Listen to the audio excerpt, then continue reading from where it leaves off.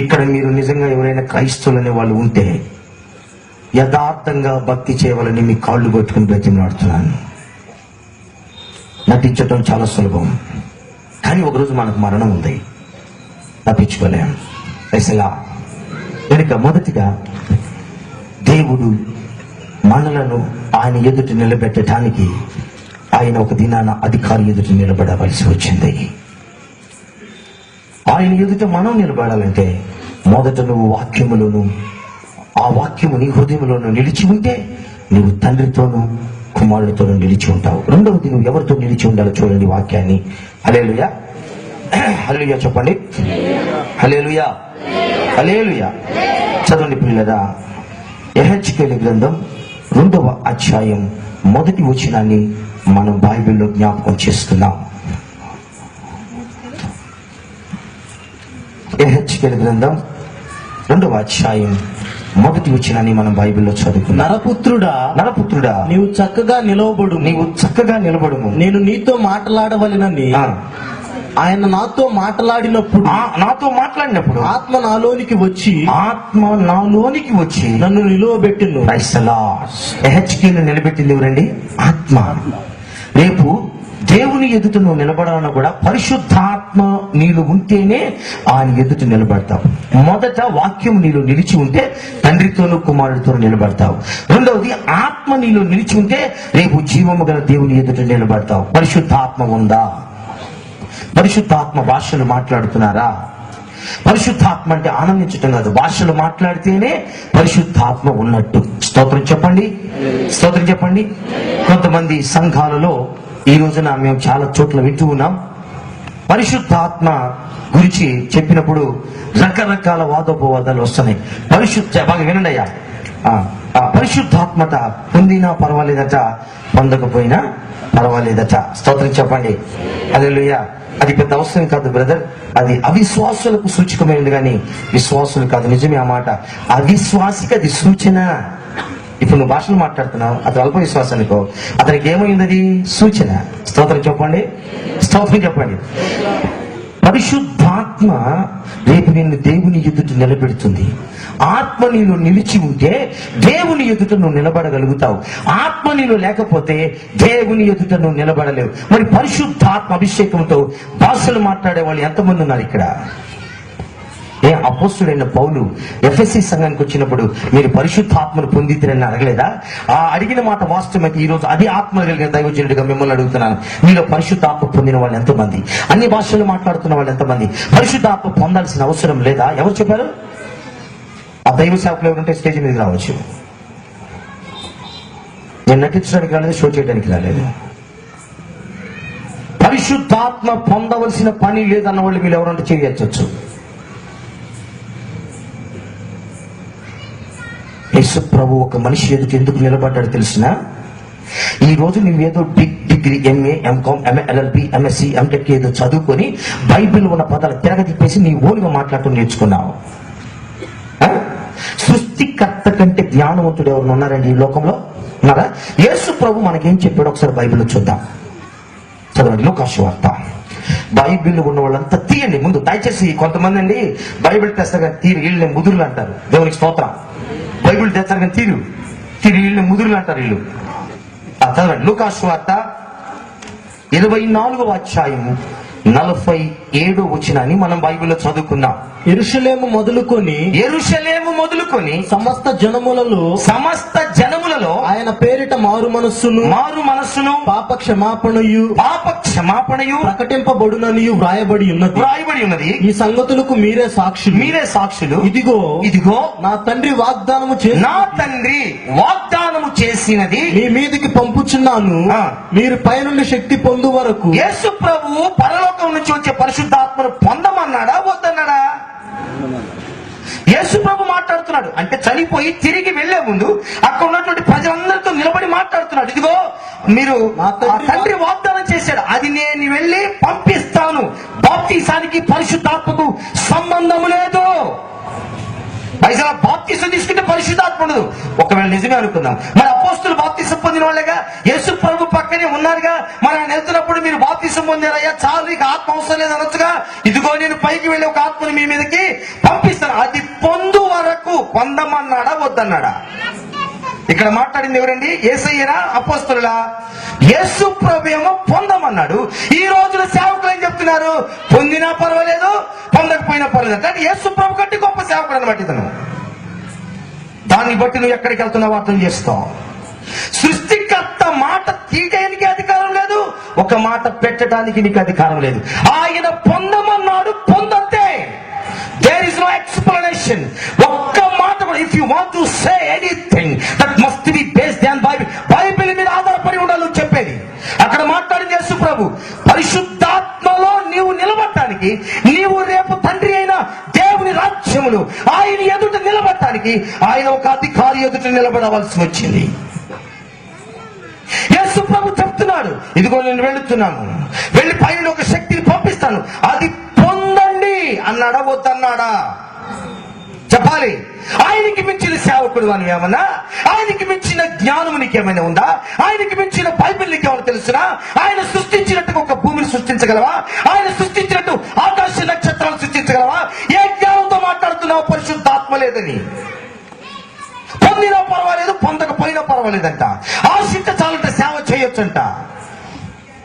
కడుపులో వేదన, సత్యాన్ని ప్రకటిస్తూ కొంతమంది హతసాక్షులు అవుతుండగా, ఆ హతసాక్షులైనటువంటి సన్నివేశాలు కొంతమంది నామకర్త క్రైస్తవులకి వెర్రితనంగా కనపడుతున్నాయి. కారణం, అవిశ్వాసికి సిలువను గుర్చిన సాక్ష్యము వెర్రితనం. అది విశ్వసించిన వారికి దేవుని శక్తి. Praise the Lord. మొదట నువ్వు వాక్యములో నిలబడితే తండ్రి కుమారుడితో నిలబెడతావు. రెండవది నీలో పరిశుద్ధాత్మ నిలవాలి. చదవండి, మొదటి యోహాను రాసిన పత్రిక 2వ అధ్యాయం 27వ వచనాన్ని మనం బైబిల్లో చదువుకుందాం. అయితే మొదటి యోహాను రాసిన పత్రిక 2వ అధ్యాయము 27వ వచనాన్ని మనం బైబిల్లో చదువుకుందాం. అయితే ఆయన వలన మీరు పొందిన అభిషేకము. ఎవరి వల్ల పొందారు? ఆయన వలన పొందిన అభిషేకము మీలో నిలుచుచున్నది గనుక. గట్టిగాను మీలో నిలుచుచున్నది కనుక ఎవడునూ మీకు బోధింపనక్కరలేదు. ఇప్పుడు పరిశుద్ధాత్మ నీలో నిలిచి ఉందా? అది ఎక్కడి నుంచి వచ్చిందండి? పరిశుద్ధాత్మ ఎక్కడి నుంచి వచ్చిందండి? బాప్తిస్మం వచ్చిందా? బాప్తిస్మం ద్వారా పరిశుద్ధాత్మ రాదు, పరలోకము నుంచి వచ్చింది ఆత్మ. పేతురు రాసినటువంటి మొదటి పత్రిక. స్తోత్రం చెప్తారండి? కొంచెం గట్టిగా చెప్తారా? 1:12. మొదటి పేతురు రాసినటువంటి పత్రిక 1వ అధ్యాయము 12వ వచనాన్ని మనం బైబిల్లో చదువుకుందాం. పరలోకము నుండి పంపబడిన పరిశుద్ధాత్మ ఎక్కడి నుంచి వచ్చిందండి? చెప్పాలి.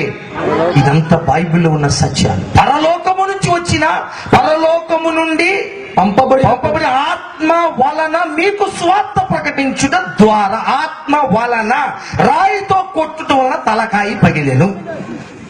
రాయి లేకపోతే తలకాయ, ఆత్మ లేకపోతే నువ్వు సేవ చేయకూడదు. 12 మంది పరిశుద్ధాత్మ పొందిన తర్వాత కదండి సంఘాన్ని దేవుడు యేసు వాళ్ళకి అప్పగించింది, అంతేనా?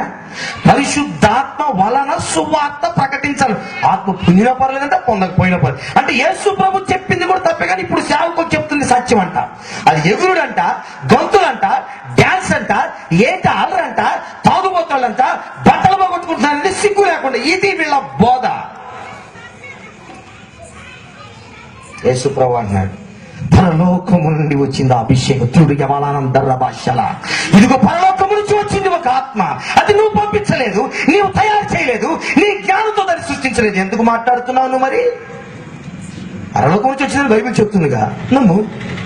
యేసుప్రభుగా చెప్పింది కదండి, పై నుండి శక్తి వస్తుంది, అది పొందమన్నాడా వద్దన్నాడా? పొందమన్నాడా వద్దన్నాడా? ఇక గుర్తుపట్టండి, మీ మనోనేత్రాలు విప్పి. మీలో ఆత్మ లేదని, ఎగురుతూ వద్దని గొంతులేస్తుంటే ఇదిగో వాడే అంత్యక్రీస్తు ఆత్మ. గుర్తుపెట్టుకుని డైరెక్ట్ గా చెప్తున్నాను. పర్లేదు, ప్రసంగం అయిపోయిన తర్వాత నన్ను మీరు ఏమైనా చేసుకోవచ్చు. దేవునికి స్తోత్రం. చూడండి, ఇక్కడ ఉంది చెప్పటం వలన నేనేమవుతున్నాను? శత్రువును అవుతున్నాను. యేసుక్రీస్తును లోకం ఏం చేస్తుంది? ద్వేషిస్తుంది. అదే సేవ గనక సేవకుడు చేస్తే లోకము కూడా ఆ సేవకుడు ఏం చేస్తుంది? ద్వేషిస్తుంది. ఇదే దేవుని సేవకు గుర్తు. బుజ్జగింపులు, సెంట్లు కాదండి. యేసు క్రీస్తు రక్తములో ఇది కడగబడితే దానికి సెంటు కొట్టచ్చా?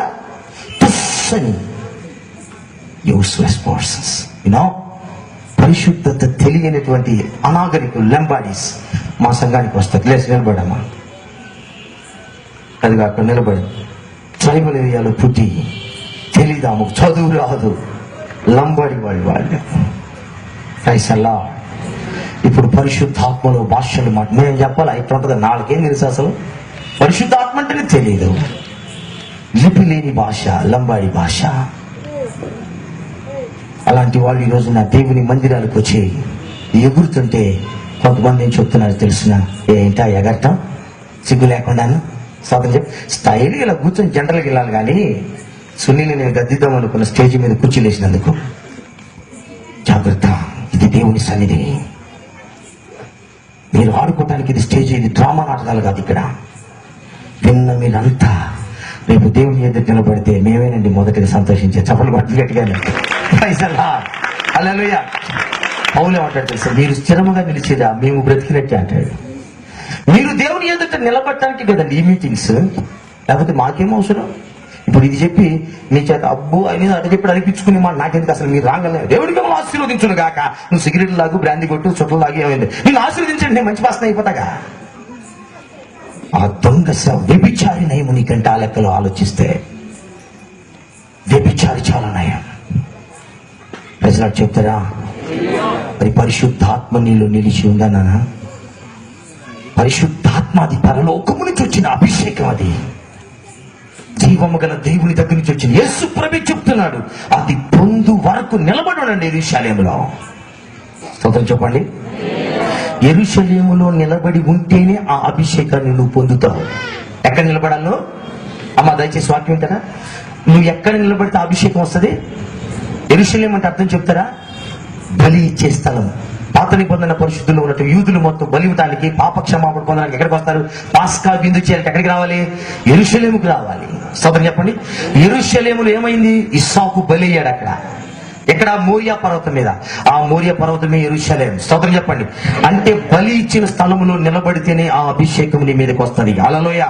అంటే నువ్వు బలైపోవాలి. నీ జీవితం పాపం అక్కడ నరకబడాలి. ఆ నరకబడినటువంటి పాపం ఎక్కడ ప్రారంభమైంది? నీ మెదడులో నుంచి ప్రారంభమైంది. ఇక్కడ నుంచి తీసిన పాపం మళ్ళీ ఇక్కడికే దిగుతుంది అభిషేకం. హల్లెలూయా. అంటే ఆ యెరూషలేములో నిలబడాలి, బలైపోవాలి. అక్కడ నీ పాపం ముక్కలు ముక్కలుగా నరకబడాలి ఆ మోరియా పర్వతం మీద. అప్పుడు అభిషేకం. అదిగో మీరు అక్కడే ఉండండి. మీరు పొందేంత వరకు అక్కడే ఉండండి. మీరు పొందాలి అన్నాడు యేసు ప్రభు. యేసు ప్రభు మాటకి ఇక పరిశుద్ధాత్మ లేదు, అది అబద్ధము, ఇది ఎగురులు అన్నవాడి అంత్యక్రీస్తు ఆత్మ. అపోస్తలుల కంటే గొప్పవాళ్ళ? ఆయన బోధకు మించిన బోధ ఏమైనా ఉందా? చెప్తున్నాడుగా పేతురు, పరలోకము నుంచి వచ్చిన ఆత్మ వలన సువార్త ప్రకటించాలని అన్నాడుగా. చదువుకోలేదా? మేమేదో మా టాలెంట్ చూపించడానికి వచ్చి అనుకుంటారా? ఆశీర్వాదాల కొరకు రాబాకండి దయచేసి. రాబోయే శ్రమలు ఎదుర్కోవటానికి, బలమైన ఆత్మ పొందటానికి రండి. ఈసారి దేవునికి స్తోత్రం కలుగును గాక. ఎప్పుడు కూడా శ్రమలలో పుట్టలేపడాలి. ఈ మధ్యకాలంలో చాలా మంది ఆశీర్వాదం ఆశీర్వాదం ఆశీర్వాదం అని చెప్పి ఏదైనా సోదర స్థితికి దేవుణ్ణి దూషించడం ప్రారంభిస్తున్నారు. నీవు కాలేజీ తప్పిన దానికను దేవునికి సంబంధం ఏంటండి? నువ్వు పరముద్రుడు కాబట్టి తప్పావు, అది దేవుని మీద పెడతావే. నీ భర్త చచ్చిపోతే దేవుని తిట్టేస్తావా? ఏమి దేవుడు అంటే? ఎందుకు వెళ్ళావు, ఏమి నేర్చుకున్నావు ఆ చర్చిలో? దేవునికి మహిమ కలుగును గాక. ఇంత వేదంతో నేను ఎందుకు చెప్తున్నాను? దానికి కొన్ని కారణాలు ఉన్నాయండి. మేము అమరావతిలో సేవ చేస్తాం. నా పేరు పాస్టర్ జ్ఞానయ్య. మాది నాగార్జున సాగర్. కూర్చున్నా. మాది నాగార్జున సాగర్. మా నాన్నగారి పేరు డేవిడ్.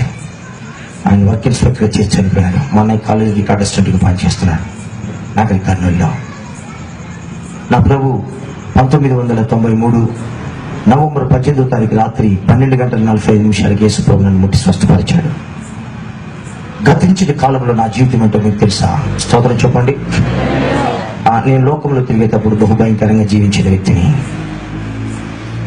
ఇడ్లీలోకి చట్నీలు ఇట్టేందని బ్రాందీలో ముంచుకొని తిన్నాను. నేను కాలేజీ చేసే దినాల్లో మంచి స్పోర్ట్స్ మెన్, వెయిట్ లిఫ్టింగ్ నేర్చుకుని, చెస్ట్ ప్లేట్స్, కాఫ్ మజిల్స్ పెంచుకొని అనేక రకాలుగా కొట్లాట్లు, చిన్న చిన్న గొడవలు చేస్తూ ఉండేవాడిని. నా తల్లిదండ్రులను ఎంతో పెట్టాను. యేసు ప్రభు అంటే ఆయన సేవ చేసే సేవకులు ఎక్కడ కనపడినా వాళ్ళ నోట్లో బ్రాంతి బాటిల్ పెట్టి కొట్టిన భయంకరమైన వ్యక్తి నేను. ఒకరోజు ఒక పాస్టర్ గారు వచ్చి, అయ్యా నేను చర్చి కట్టుకోవాలని నన్ను అడిగాడు. 5 రూపాయలు చేతిలో పెట్టి మళ్ళా తిరిగి ఇచ్చిందాక అతన్ని కొట్టాను. పిల్లరా, యేసు ప్రభు అంటే నిన్న సన్నామనం. ఇదంతా దొంగ సేవ, తిండి కొరకు, బట్టల కొరకు ప్రజలను మోసం చేసేవాళ్ళని నేను ఇప్పుడు దూషిస్తూ ఉండేవాడిని. కానీ ఈ రోజున నన్ను అదే స్థానంలో నిలబెట్టిన యేసయ్యకు స్తుతి మహిమ కలుగునుగా. హల్లెలూయా చెప్పండి, హల్లెలూయా చెప్పండి. నా శ్రమలో, నా వేదనలో, నా నిందలలో, వస్త్రహీనతలో,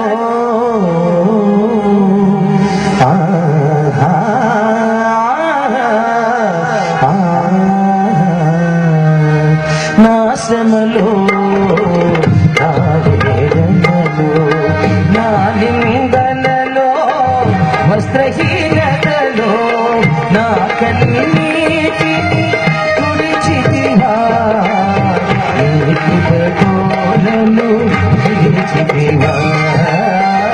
నమ్మదగిన దేవా యెహోవా, నమ్మదగిన దేవా. నా శ్రమలో, నా వేదనలో, నా లింగలలో, వస్త్రహీనతలో,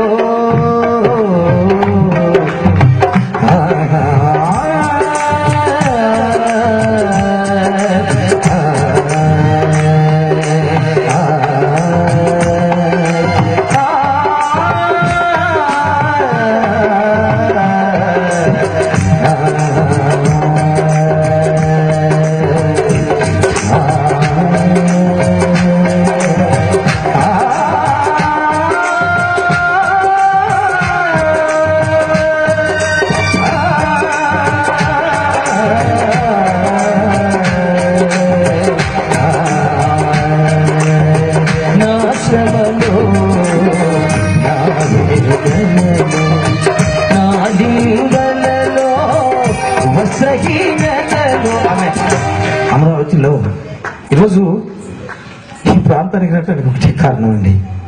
ఎందుకో నిన్న కార్లో వస్తున్నప్పుడు చాలా దుఃఖం వచ్చింది. యేసు ప్రభుని నమ్మండి, ఆయన మంచి దేవుడు. వాజ్ గుడ్ గాడ్, ఆయన చాలా మంచి దేవుడు. నేను అనుభవపూర్వకంగా చెప్తున్నాను. ఒక రోజున నాకు ఈ chest plates, calf muscles, weight lifting నేర్చుకుని కాలేజెస్ చేసే దినాల్లో నాకు చాలా మంది స్నేహితులు ఉండేవాళ్ళు. హేతువాదంలో దేవుడు లేడని తిరుగుతూ భయంకరంగా జీవిస్తున్న దినాలని మా అమ్మని ఎన్నోసార్లు కొట్టాను. ఈరోజు యేసుక్రీస్తు గురించి కన్ఫామ్గా ఇంత ధైర్యంగా గద్దించుంటే ఎందుకు చెప్తున్నాను తెలుసునా?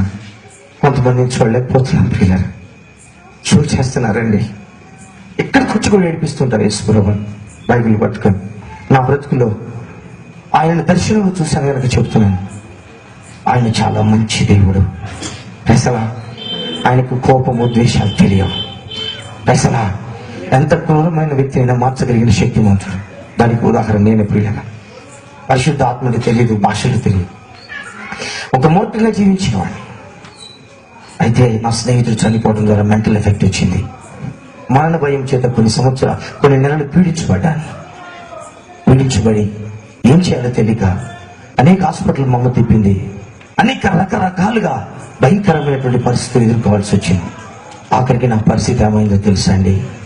పసిపిల్లలు కూర్చున్న బాత్రూమ్ మీద పిసికి వాసన చూసుకుంటున్నాను.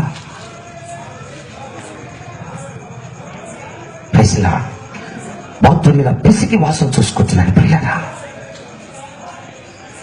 ఆ స్థితిలో మరి నేను ఎప్పుడు ఆయన ఆరాధించలేదు, ఎప్పుడు ఆయన స్తుతించలేదు. నేనైతే లోకంలో ఉన్నప్పుడు ఏదో చిన్న చిన్న లోక సంబంధమైన పాటలు పాడుకుంటూ తిరుగుతుండేవాడిని. అలాంటి పరిస్థితుల్లో నుంచి నా ప్రభువైన యేసుక్రీస్తు 1993 నవంబర్ 18వ తారీఖు రాత్రి మా పాస్టర్ దేవదాస్ గారి దగ్గరికి తీసుకెళ్ళారు. నన్ను అయ్యే ప్రేయర్ చేస్తుండగా దేవుడు నన్ను ముట్టి స్వస్థపరిచాడు. దేవుడికి స్తోత్రం. ఆ స్వస్థతను నా మనస్సు గ్రహించాను. నాలో ఉన్న కొన్ని చీకటి శక్తులు బయటకు వెళ్ళడం నా కళ్ళతో నేను చూశాను. నేను నమ్మనండి దేవుని, కానీ ఆ దినము నుండి నా సజీవుడైన యేసుని సొంత రక్షకునిగా నేను అంగీకరించాను. దేవునికి స్తోత్రం. ఆ రోజు నుంచి ఈ రోజు వరకు కూడా అమరావతిలో మేము సేవ చేస్తున్న 13 సంవత్సరాల నుండి మరి అక్కడ ఒక గుంపు వారైతే నన్ను ఇప్పటికి 4 సార్లు చంపాలని చూశారు. నాకు వివాహం అయిందండి. అయితే పాస్టర్ గారు చనిపోయారు. నాకు ఇప్పుడు భార్య లేదు. 7 సంవత్సరాల నుంచి చనిపోయి 2 పిల్లలు, 3 పిల్లలు, బాబు చచ్చిపోయి 2 ఆడపిల్లలు. ఇప్పుడు వాళ్ళిద్దరిని అమరావతిలో వదిలేసి మీ మధ్యకి వచ్చాను. దేవునికి స్తోత్రం. ఒక గుంపు వారైతే నేను సువార్త ప్రకటించుండగా వీళ్ళందరూ సాక్షులండి. మాకు స్తోత్రం చెప్పండి. అమరావతి నుంచి వచ్చారు. ఏలియా గారు వీళ్ళందరూ అక్కడ స్టాల్ దగ్గర ఉన్నారు కూర్చొని. పసిపిల్లల్ని పెట్టుకుని అలా పడుకున్నప్పుడు కత్తి తీసుకుని వచ్చి పడవబడి, నువ్వు ఇక్కడ సేవ చేయడానికి వెళ్ళలేదు అని ఒక దైవజనుడు కత్తిచ్చి పంపించిన దినాలు ఉన్నాయి. ఎందుకో తెలుసిన, పరిశుద్ధాత్మ లేదని నువ్వు చెప్పాలని చెప్పి నన్ను బెదిరించాడు ఒక రోజున. Praise the Lord, praise the Lord. పరిశుద్ధాత్మ లేదని నువ్వు చెప్పాలి కన్ఫామ్ గా. ఏందా ఎగరుతుంది, ఏంటా గంతులు, ఏంటా ఇవి, ఏంటా బట్టలు అలా పారేసుకోవటం. బైబిల్ చెప్తుంది, మొదట నువ్వు వాక్యములో నిలబడితే దేవుని ఎదుట నిలబడతావు. రెండవది అభిషేకం. పరిశుద్ధాత్మ నీలో నిలబడాలి. స్తోత్రం చెప్పండి. పరిశుద్ధాత్మ నీలో నిలిస్తేనే, ఆ ఆత్మ నీలో ఉంటేనే రేపు జీవముగా దేవుని పోలికి వస్తుంది. ఆ ఆత్మ నీలో ఉంటేనే దేవునితో నిలబడాలి. మళ్ళీ ఒకసారి ఆ వచనాన్ని చదవండి. 1 యోహాను 2వ అధ్యాయం 27 వచనాన్ని మనం బైబిల్లో చదువుకున్నాం. అయితే ఆయన వలన మీరు పొందిన అభిషేకము, ఆయన వలన మీరు పొందిన అభిషేకము మీలో నిలుచుచున్నది గనుక, మీలో నిలుచుచున్నది గనుక ఎవడను మీకు బోధింపనక్కరలేదు. ఆయన ఇచ్చిన అభిషేకము సత్యమే. ఆయన ఇచ్చిన అభిషేకము సత్యమే. అలా చెప్పండి. అది సత్యం, అది అభిషేకం. అభిషేకము పొందిన వారు గంతులేస్తారు, నాట్యం చేస్తారు, తాగుబోతుళ్ళలాగా ఊగుతారని బైబిల్ చెప్తున్న సత్యం. తాగుబోతుళ్ళలాగా ఊగుతారని ఉందండి బైబిల్లో. చదివాను ఎప్పుడన్నా? అపోస్తుల కార్యముల గ్రంథం 2వ అధ్యాయాన్ని మనం బైబిల్లో తేటగా చదువుకుందాం. అపోస్తుల కార్యముల గ్రంథం 2వ అధ్యాయము 4వ వచనాన్ని ఒకసారి బైబిల్లో చదవండి. అందరూ పరిశుద్ధాత్మతో నిండిన వారి ఆత్మ వారికి వాక్శక్తి అనుగ్రహించి, ఆత్మ వారికి వాక్శక్తిని అనుగ్రహించుకోవాలి. అన్య భాషలతో మరి భాషలు మాట్లాడే వాళ్ళు ఎలాగుంటారు? 13వ వచనం చదవండి. కొందరైతే మీరు కొత్త మద్యముతో మద్యము అంటే అర్థం ఏంటండి? మద్యము అంటే అర్థం ఏంటండి? వైన్ అనే అర్థం. కొత్త మద్యముతో నిండి ఉన్నారని వారిని అపాసం, కెంత్రీలు, అరబీలు, మెసపటోమీలు, సకల జాతి అంటే రకరకాల దేశం నుంచి వచ్చిన ప్రజలు అక్కడ ఉన్నటువంటి 120 మంది భాషలు మాట్లాడుతూ ఉండగా వారికి వినపడి అది గొప్ప శబ్దం రాగా వాళ్ళు చూస్తున్నప్పుడు వాళ్ళు తాగుబోతులాగా ఉండటం చూసి వాళ్ళు అపహసిస్తూ ఉండగా పేతురు లేచి అంటున్నాడు, మీరు ఊహించినట్టు వీరు మత్తులు. ఒకవేళ అది అల్లరైతే పేతురు ఆపాలి కదా. మరి పేతురు కంటే గొప్ప దైవజనుడు అను. ఒకవేళ ఊగుతూ డాన్స్ చేస్తూ తాగుబోతులాగుతూ అల్లరి అయితే యేసు ప్రభు చెప్పొచ్చుగా, పేతురు అది అల్లరి, అలా ఊగొద్దని చెప్పమని చెప్పొచ్చు కదా. యేసు ప్రభు చెప్పొచ్చు కదా పేతురికి. మరి ఆ ఆత్మ అక్కడి నుంచి వచ్చినప్పుడు ఒక గాలి వస్తే చెట్టు ఊగుతుంది కదా, ఆకాశం నుండి తగిలిన అగ్ని తగిలితే ఊగడా మనిషి? ఉందిగా బైబిల్లో. కళ్ళు కనపట్టలేదా? చదువుకోవటము చేతగట్టలేదా? ఏ పాటికి దూషించడమేనా నీ విద్య? ఏమి నేర్చుకున్నావు? ఏమి చదివావు? What is your qualification brother? ఏం చదువుకున్నావు? ఏమి చదువుకున్నావు కనుక ఇన్ని రోజులు పరిశుద్ధాత్మ పొందలేదు? పరలోకము నుంచి వచ్చిన ఆ ఆత్మే పొందకుండా నువ్వు లేట్ చేస్తున్నావు. చదువుకోవటం లేట్ చేయలేదు, పెళ్లి చేసుకోవటం లేట్ చేయలేదు, పిల్లల కంటం లేట్ చేయలేదు, కానీ ఆత్మ పొందటం ఎందుకు లేట్ చేసావు? అది దేవుడి దగ్గర నుంచి వచ్చింది కాదా? అది పంపింది దేవుడు కాదా? ఎందుకు ఆలస్యం చేసావు? నేను ఒక సాక్ష్యం చెప్తాను కదా.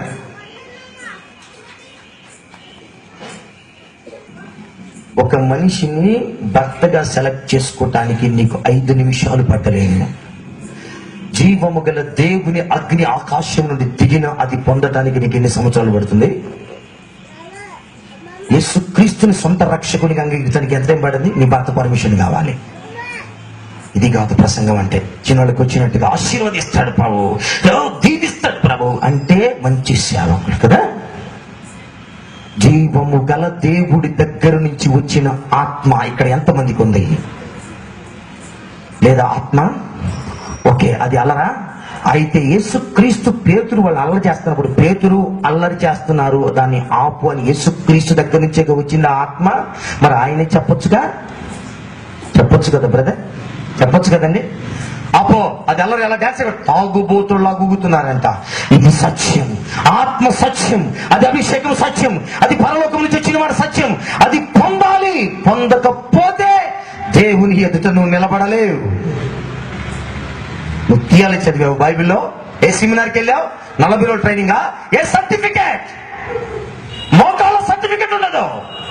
ఎవడో ఒక సంస్థ గురించి సర్టిఫికేట్ ఇస్తే నేను సేవకుడే ఎలా చెప్పగలుగుతున్నావు? ఆకాశం నుండి వచ్చిన అగ్ని నీలో ఉంటేనే కదా నువ్వు సేవకుడివి. దేవునికి స్తోత్రం. కుప్పలు తెప్పలు ఈ రోజున దేవునికి మహిమ కలుగును గాక. ఆ ఎగురుడి తప్పైతే అలాగే చెప్పండి, మేము ఆరాధిస్తున్న దేవుడు కాదు, మా విశ్వాసము వ్యర్థమే. ఆత్మ నీలో నిలిస్తే రేపు దేవుని ఎదుటి నిలబడతా. యెహెజ్కేలును ఆత్మ నిలబడ్డాడట. ఆ అభిషేకం నేను నిలబడాలి. వాస్తవం మాట్లాడుకుందాం. దేవునికి స్తోత్రం చెప్పండి. ఓకేనండి, అది అబద్ధమే. యేసుక్రీస్తు పొందాడు అని బైబిల్లో చదివారు ఎప్పుడన్నా? మరి నిన్న అపోస్తల కార్యము 2వ అధ్యాయం 33వ వచనాన్ని బైబిల్లో చదవండి. కాగా ఆయన దేవుని కుడి పార్శ్వమునకు హెచ్చింపబడి, ఆయన దేవుని కుడి పార్శ్వమునకు అనగా యేసయ్య కుడి పార్శ్వమునకు హెచ్చింపబడి పరిశుద్ధాత్మను గూర్చిన వాగ్దానమును తండ్రి వలన పొంది. ఎవరు పొందారు ఇక్కడ? యేసు ప్రభువే ఆత్మను పొందాడు. నీకేమైంది?